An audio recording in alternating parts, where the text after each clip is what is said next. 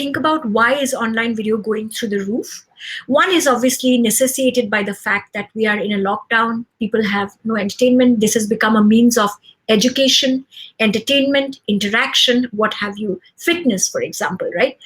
And also the fact that 5G mobile network rollout has happened across the region. Indonesia is one of the countries that's leading the charge. Another surprise country is actually Vietnam, followed by yours truly, India. And therefore, it's expected that the video consumption globally, and especially in the region, will be reinforced.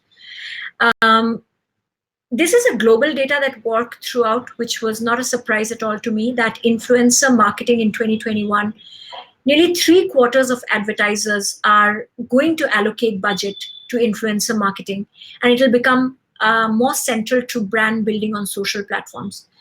My request to anyone doing influencer marketing, especially given that ASCI guidelines in India now necessitate that you say ad or paid partnership, is to let influencers talk in their own tone of voice and not make it look like an ad, because then you are doing a disservice to the influencer and to your own brand. Again, that in itself is a whole session on how to do influencer marketing. But I do think that if done well, it's one of the best things that you could do. And one thing to do is to understand that they have built their following basis and art and expertise that they have built. So let's not pretend we know their craft better than they do.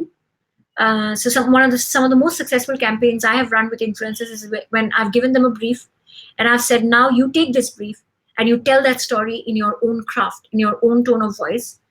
I'm just coming in to ensure accuracy of my messaging. And that's it. You do your thing. You sing that song in your own tone of voice, right? And the last thing to remember is nascent channels, guys. Gaming and podcasts. It's hilarious to call gaming nascent, but in this part of the world, it is.